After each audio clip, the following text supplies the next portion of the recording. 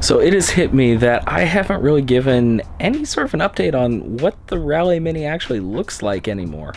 The last update was long time ago, just after the cage got done. So let's do a little walk around and see what's going on with it. So obviously, it's a full cage. It is for rally, so that is required. We have a TerraTrip computer. Up top is control for the intercom system. For seats, they're OMP HTER. These are actually super comfortable seats. I absolutely love them. You can sit in them for hours and nothing goes numb. Did cover up the floor there just so it's a little harder to kick wires and keeps some of the mud from shoes and stuff out of the electrical. Harnesses are Sparco 6-point. They work very well. They're 3-inch.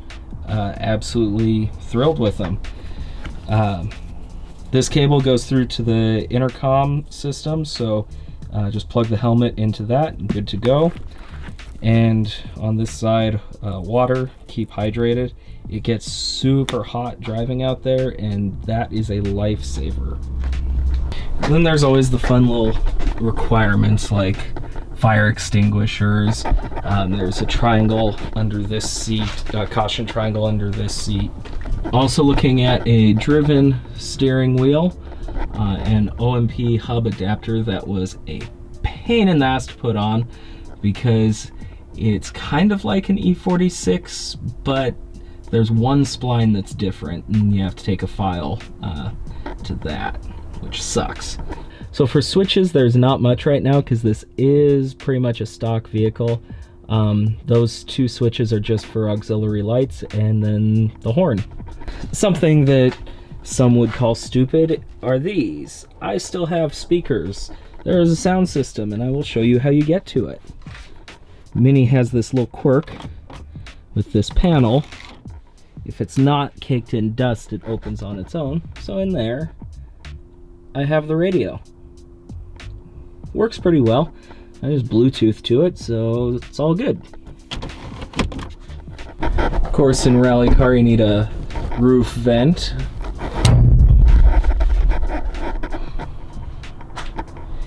Actually provides a lot of airflow and helps keep dust out of the cab.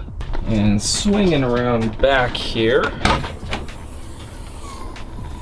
have the spare tire mount. Normally I'd have ratchet straps holding that down. Let me pull that out and show you what that is. So under that lovely Zestino tire is this. I want to put another brace in here because it's still a little flimsy.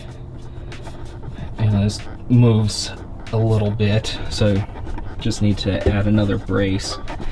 But have this welded there and there. It works pretty well. And you have first aid kit here, and normally the toolbox would mount right here. Now suspension is extremely important. We're running Riger shocks. They hold up wonderfully. They're made for rally. They're a lot more shock than what I deserve, but hey, I love them. This is the tire I'd normally be running. Right now I have the street ones on the car, but this is just an OEM wheel from Mini, so they're super cheap. I think on average I paid 75 bucks a wheel. So far they're working well.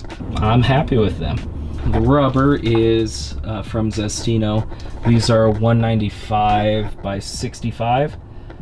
They're working really well. They're wearing not a whole lot, which isn't surprising because not like the Mini is all that powerful of a car. You'll have to excuse the dirty engine bay, but this has been through a rally now. Nothing all that special under here. We're running everything stock, so it's reliable. There's not a lot of horsepower, and honestly I don't want to put a lot into this car because it's hard to get significant gains out of it. That was really just out of boredom. I deleted the intake silencer. No performance reason there at all. These guys are the reservoirs for the shocks. And other than that, everything is pretty plain. Oh, yeah. Welded on these. They're not quite an 1/8 inch thick steel, but just reinforcement for these shock towers, help prevent shock shooting up through or mushrooming out the tower. These little guys here will be used to mount the auxiliary lights when I finish them. I have a new light bar that I'm going to use instead of the old halogen lights. So yeah, that's just a quick overview and update on the car. It's gonna keep changing, but here's where we're at right now.